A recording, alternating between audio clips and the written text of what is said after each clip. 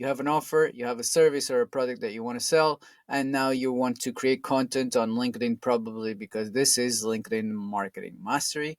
So, how do you make sure that this content is attracting clients for this offer? Then, what is your method to structure the content? What type of posts do you create on LinkedIn? People don't like to read long posts. It's also a matter of predisposition, right? So they're scrolling their LinkedIn feed. They don't want to be reading long stuff. But so we know all the little tricks, right? And even those watching probably already know, oh, the bullet points, short posts, blah blah blah, all of that. But how do we make sure that this content is actually moving people closer to buying from us?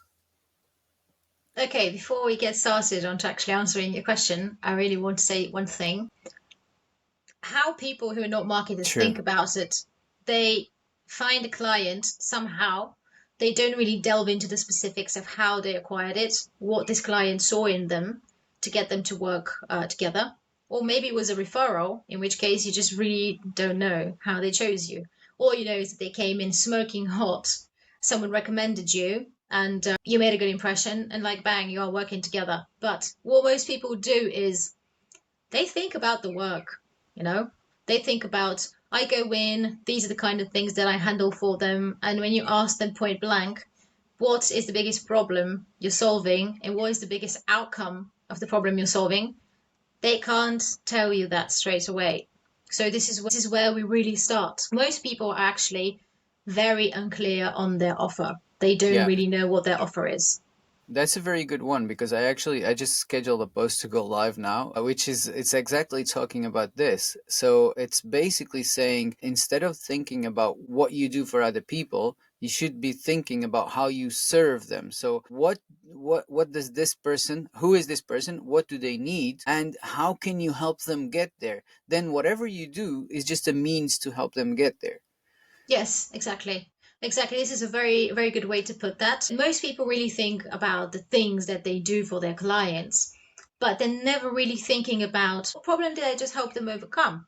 What was the solution? What was the benefit that they saw from working with me? What was the outcome that they were desiring prior to working with me? So the first step is really just trying to answer these two questions actually. And one of the biggest mistakes that I see from non-marketing people who are posting on LinkedIn is they talk about so many different things in their line of work and so many different problems that they can essentially help with that their audience gets very, very confused. And you should keep in mind that when you post on LinkedIn, only really a very small portion of your audience sees your posts. So you need to be regurgitating the same message over and over again, the same one problem, one solution for one person until you start getting so bored by it that you ask yourself, am I doing this the right way? And trust me, if you are doing this the right way, you will get bored by your own content because otherwise you're really not doing it right. A very small portion of your audience sees your post, and this is why you need to repeat it over and over and over again. The same thing, so that it gets to people's minds, so that they get nurtured over time.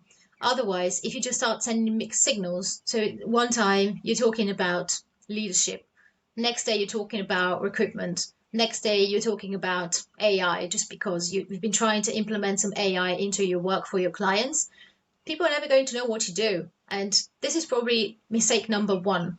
A confused audience, a confused potential lead is a lost lead. Absolutely. So let me just rephrase that, or actually just repeat it. So communicate how you can offer one solution to one problem to one specific person. Yes, and by the way, I know that it's very hard to actually sit down and do that, but a great way to go around it is to sit down and just list all the pain points that all the clients that you work with have ever told you. You can go through past sales calls, you can go through past calls with existing clients and try, even if you have to copy transcripts from recorders, paste them into ChatGPT and ask it, can you please list all the pain points that my clients have ever said to me? And when you have a list of consolidated pain points, go through them and try to pick the biggest pain point, like the mother pain point of all pain points. Or maybe they're different pains, then try to put them under a cap of one major problem.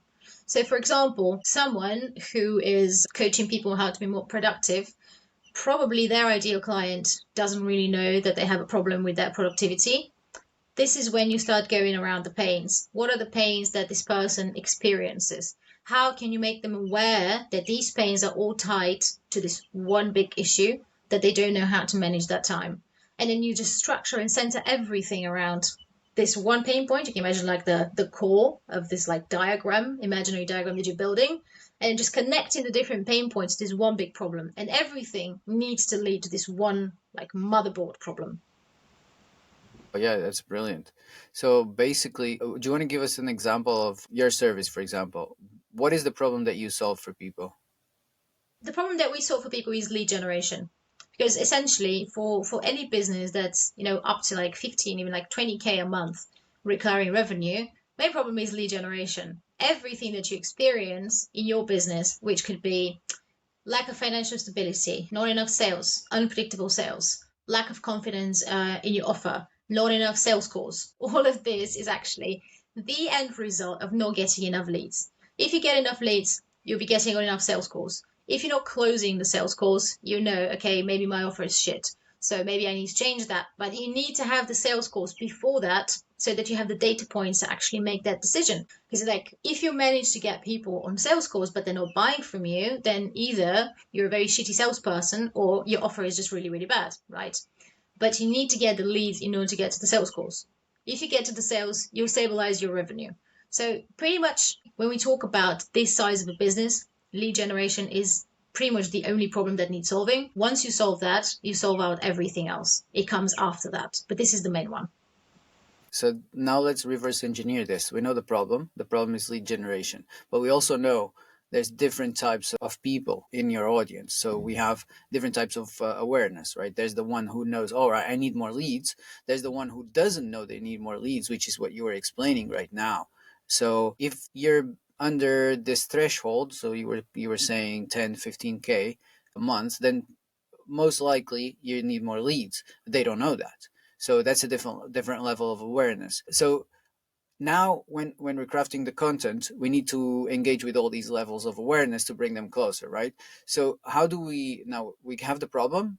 How do we bring this to the pain point? So what is the pain that they're feeling right now, so that we can talk their language and explain to them, all right, this is the problem that you have and here's how you can solve it. Yeah, I don't believe this was exactly a question because you kind of let the answer into it, which is totally fine. But I'll expand a little bit more on that particular one. So you as a specialist, you know what the problem is, but people don't necessarily know that. Sometimes they think it is probably something else. Especially like in my line of work, people very often think that the problem is their offer, but the truth is that then they've not been on enough sales calls to be sure about that. And then we're back to the leads problem. So in order to make sure that you're talking to everyone who has the problem that you're solving, you need to assume that a part of the people can't attribute any problem to the pains they're experiencing. You have to assume that a part of the people already know what the problem is, and you have to assume that a very small portion of these people actually know the problem, know the solution, and they're ready to buy. And it's literally, a matter of you going in and just selling to them straight away because they're in the ready to buy zone. So your content should be directed into these three types of groups. And this is what we call in marketing top of funnel, very low awareness. They don't know where the problem is coming from. They only know the pains. They're only pain aware, but not problem aware.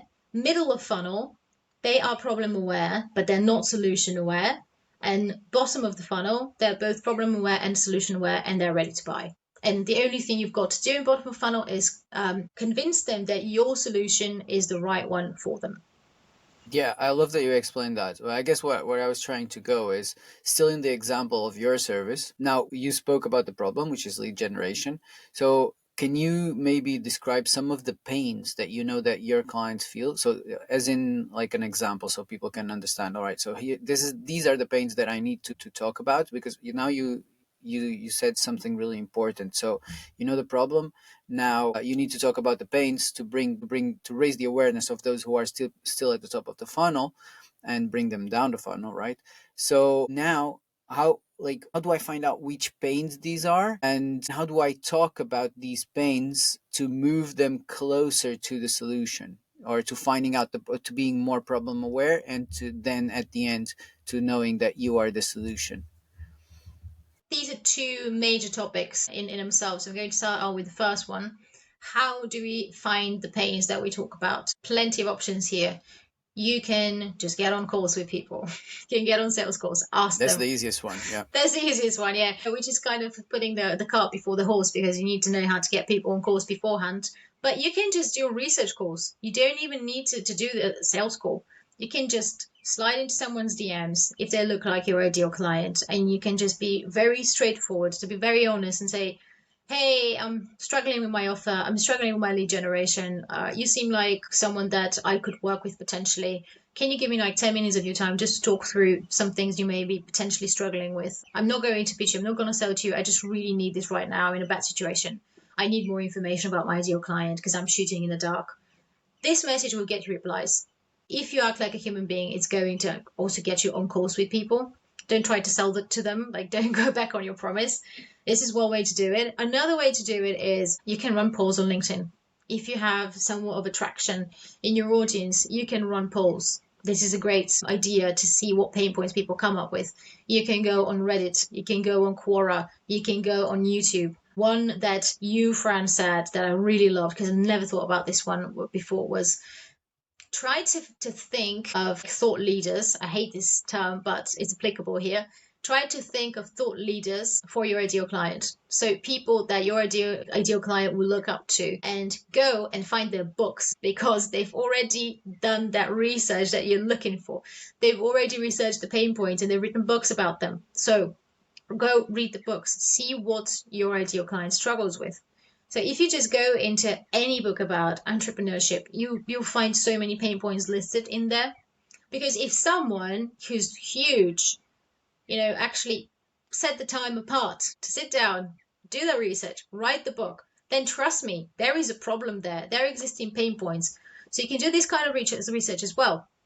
And Absolutely. And it's very easy. I mean, if the book is selling, so if you find it like in the bestseller list, then it's selling. And if it's selling, then it means that the title is good and the contents are good. So what I do is, and you can do this on Amazon, because I research big audiences for my clients, right? I can't afford to be jumping on calls with their clients. yeah, So that this is one method of research I use. So what you can do is you go on Amazon, you find the most sold books in your industry, and then you go through the chapter list, because you can go into the chapter list on Amazon for most books. So you go into the chapter list, and those chapters are actually telling you exactly the pain points. yeah, no, absolutely. I just thought of a very practical example of that. For example, this guy, Dan Martell, he wrote a book that's called Buy Back Your Time. And you literally need to just go through the table of contents and check out how he's named the chapters. And you already know that the Exactly. entrepreneurs that he's targeting struggle a lot with, let's say, doing everything on their own in their business, not delegating and not outsourcing low skilled tasks to someone else. And this is just from checking out one book. So here are your pain points, basically served on a silver platter. Exactly. This is how us direct response copywriters we do our research. Most people don't know these little tricks, but like we that's how we get into an audience's mind. There's a lot of information already out there. You can't be doing everything yourself, so there's plenty of ways to find this information. And once you start knowing what it is, I mean, this is on LinkedIn, we know the hook. That's what it is. It's there. It's the chapter list, the table of contents. So grab it and frame it in your own way and put it on LinkedIn. That's such a great advice. Jesus, this is such an amazing shortcut. Yeah, I love that. I absolutely love that. So this was the answer to the first question. What was the second one, Frank? Because I already forgot. I suppose it's the moving them down the funnel, right? So the increasing their level of awareness. You spoke about their pains, and this brings the problem up to the surface. Now they know they have this problem, so they're problem aware, and now they need to be aware that you are the solution. So not just solution aware, so that's the last step of the funnel, but then what makes them go from the last step of the funnel to becoming your client is knowing that you are the right solution for them. Do you want me So to yeah, expand on that? Yeah, if you want to. Like, how do you approach this personally? How do you do this on LinkedIn with your content? Okay, personally, I don't believe in that classical understanding in marketing that you take one person from basically zero awareness into very high awareness and you nurture them and you get them into the ready to buy zone. Simply because attribution here is almost impossible. Like I don't Yeah, know, yeah, absolutely. like I don't know, like Jason or Juana who are reading my content. I don't know where they are in their journey of awareness and coming to the conclusion that they need more leads. I have no idea, and this is exactly why I put in like 40% top of funnel posts, 40% middle of funnel, 20% bottom of funnel, and the way I check out whether people are actually qualified and interested and nurtured enough is just through outreach. That's it. Yeah, I That's mean, my way. at the end of the day, the theory in marketing is you always go for the people that are already at the bottom of the funnel. Like, the reason why you create content for all stages of the funnel is that then you move them down the funnel, right? So you're creating this awareness, so people follow you and they're seeing more of your content, and eventually maybe there's no possible way of attributing your content to it, but yes, if they follow you, eventually you know that some of them will continue moving up in awareness, so down the funnel, right? But the person who you're targeting is always at top of awareness. And, like, for example, when we do advertising, that's what we do as well. You go for the warmer audience, and only once you've burn down all of those people, so you've already reached them all, then you go for the next levels of awareness, which is much more expensive, and it needs you need a lot more resources to go for the next stages of the funnel. Yeah, And I cold agree. audiences are almost impossible. Yes, I mean, through inbound organic reach, yes, but if you have enough signals that someone may have a problem, cold outreach works perfect. So, but this is outreach, this Yeah, is yeah, outbound, yeah. so this is entirely different thing. We're talking about content today. So let's not get into too much marketing details. We're talking about how to reflect the offer in the actual content. And I really want to add in something else to that. You can have the best content in the world, very focused, very following the rule of one problem, one solution for one type of ideal client. But when it comes to LinkedIn, all of that has to be reflected in your profile. Because if you just have some random banner with some flowers or, I don't know, you throwing your kid in the air or something, because I've seen that too, and you have a really blurry headline that says, I don't know, executive coach, founder in I don't know what company, what you are essentially doing, you're wasting ad space. You're wasting space where you can clearly communicate to any profile visitor who you are, whom you help to solve what kind of problem, and in the banner, pitch the outcome of working with you, pitch the outcome of having that problem solved. I found, by the way, something very interesting because I've done a lot of profiles recently. People generally just choke so much on the outcome because they never thought about it before. They have no idea. You ask them the question, "What's the outcome that your service provides?" And they're like, "Well, I solved the problem with the client and they're happy." And what I found from doing so many profiles recently is that there are really just maybe three main outcomes that people want. And these outcomes are wealth, time, and health.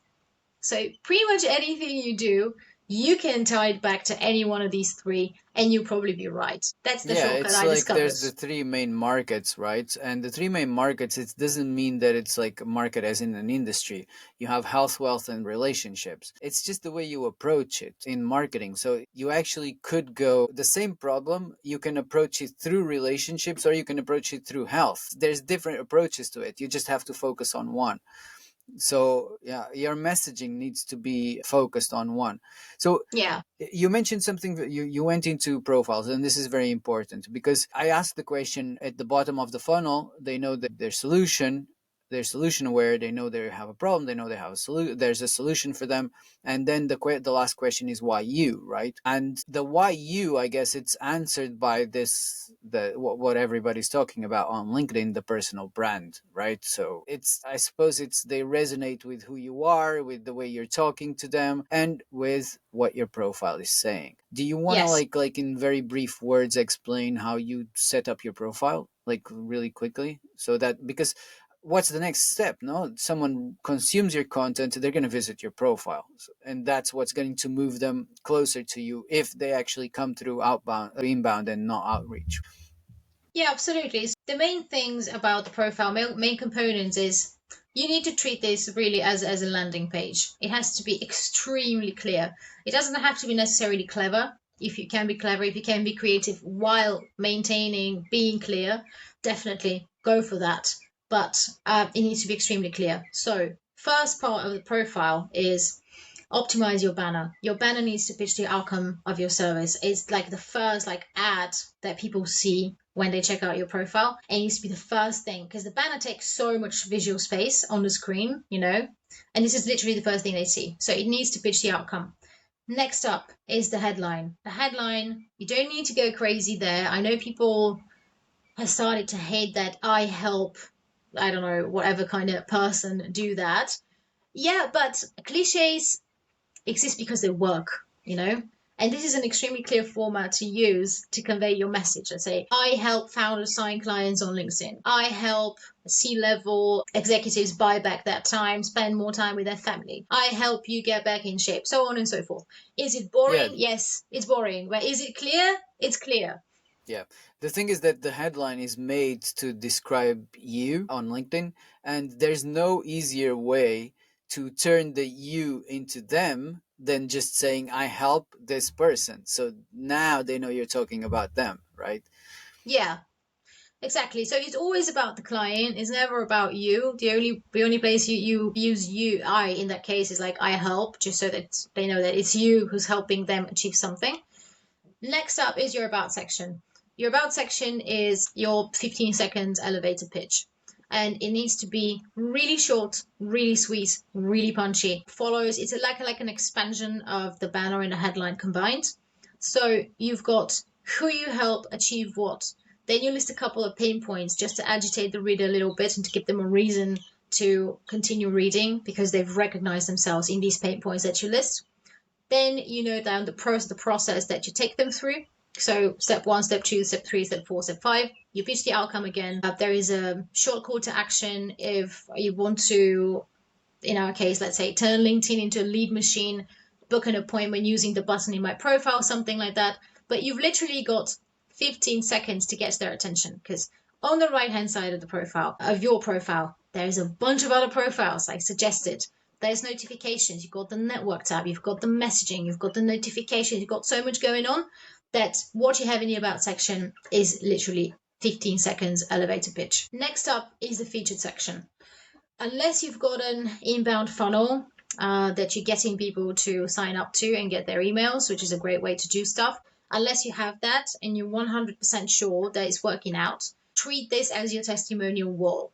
This is where you put your bottom of the funnel posts or your case studies with your client results, proving that you help people get a particular outcome. And the reason why we do it this way is because LinkedIn has very, conveniently shoved the recommendations tab right at the bottom of the page. And no one is going to scroll this further down unless they really are researching you and they want to work with you. So we bypass that by creating a bunch of posts talking about client wins and just pinning them in the featured section so that people have seen your pitch in the about section. Next thing they see is actual results, actual case studies, real people who've worked with you and achieved amazing results. And that's the most important thing you need to know about the profile. Yeah, that's really good. I like this strategy, the idea of taking advantage of the featured section as a testimonial wall. It's pretty good. All right. So when it comes to actually moving them automatically to the inbound, we're going to talk about this a little bit on the next episode. So if you're not following us, just make sure you follow us wherever you're watching this, and you'll get the next one. A lot of information here, and I think maybe even more than we expected to deliver on this Yeah, episode. No. that's for sure. That is for sure. Yeah. That's pretty good. So, if you want any more information about this, just make sure you'll find both of our profiles in the show notes. So, go there, send us a connection request, tell us where you came from, and yeah, ask whatever you need. We're there to help. Yeah, and you can tell us what video and what topic would you'd like to see. See you soon. See you soon.